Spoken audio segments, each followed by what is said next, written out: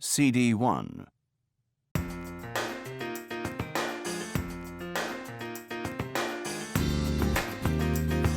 Pathways 3, Reading, Writing, and Critical Thinking. Copyright National Geographic Learning, 2013.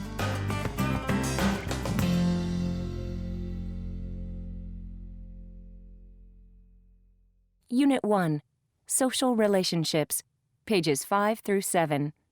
Lesson A, Reading, Track 1-1. The Ape in the Office. Does the office jungle mirror behavior in the real jungle?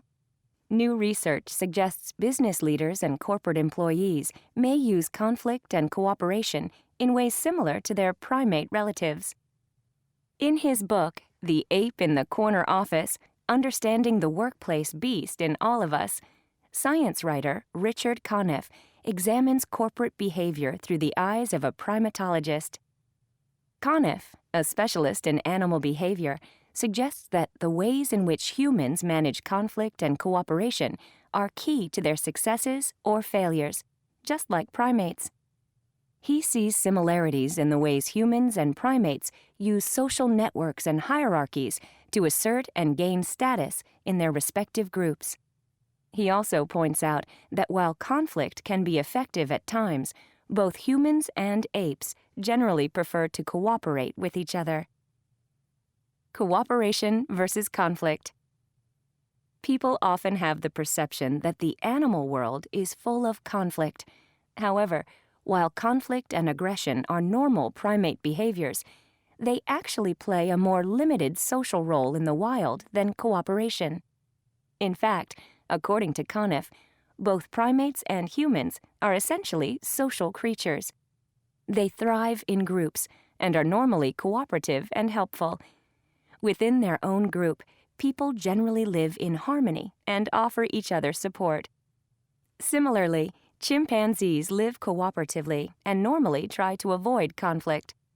They typically spend their days caring for their young and traveling together in small groups.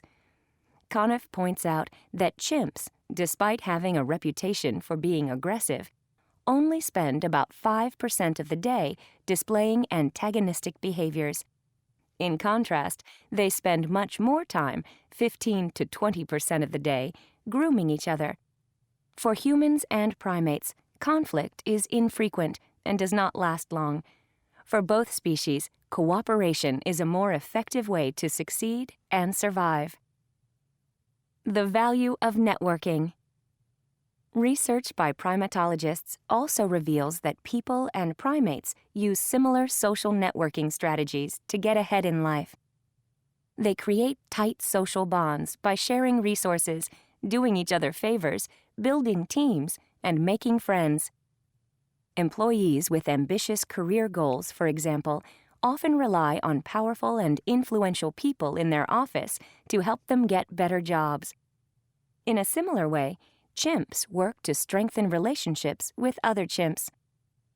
Frans de Waal, a primatologist at Emory University's Yerkes National Primate Research Center in Atlanta, Georgia, claims that if you're a chimp, you can never reach a high position in their world if you don't have friends who help you.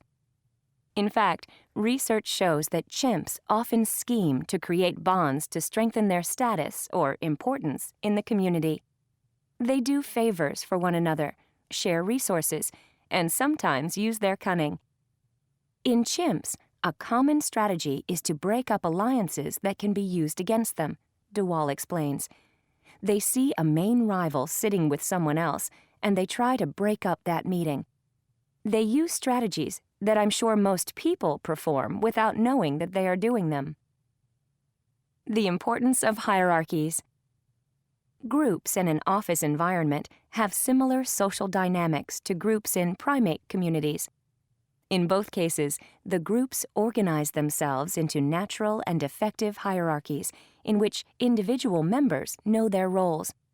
For both humans and apes, individuals have a relative order of importance, or status, in a group. Their rank, or position in relation to other group members, largely determines their behavior. For example, young people may bow to elders and speak softly as they look away when addressing people with higher status. People with lower status generally smile more, as they worry about pleasing people with higher status. Similarly, Conniff explains that when chimpanzees approach a powerful or senior member, they appear to reduce their body size and make themselves look as small as they can. In most primate societies, DeWaal notes, social hierarchies determine the distribution of resources such as food. Young chimps defer to more powerful members when food is scarce. While the resources may be different in an office, Conniff suggests that the same dynamics are at work. Baboons are obsessed with who gets the best spot on the jackalberry tree. We're obsessed with who's got the best blackberry or the best office. The limits of aggression. Although cooperation and harmony are more common in groups, both humans and primates have strong power drives, and they sometimes introduce conflict in order to assert themselves or gain status. People sometimes shout or intimidate others to make a point or win an argument. Apes show aggression by pounding their chests, screeching, or banging trees. Conflict and aggression get attention, and these behaviors show an individual's power or superiority in the group. However, Conniff notes that conflict and aggressive behavior do not gain long-term success for either species.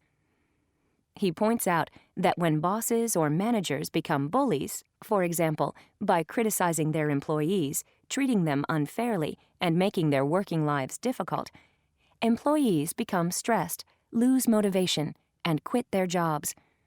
For apes, aggressive behavior results in chasing other apes away. In both cases, socially aggressive behavior can result in isolation for the aggressor, and neither humans nor apes seek to be alone. In The Ape in the Corner Office, Conniff makes the case that kindness and polite interaction are the more common and beneficial social behaviors for humans and primates. The truth is, we are completely dependent on other people emotionally as well as for our physical needs, Conniff concludes. We function as part of a group rather than as individuals. Employees who cooperate in the office and primates who interact collaboratively in the wild find themselves happier, more effective, and more likely to survive.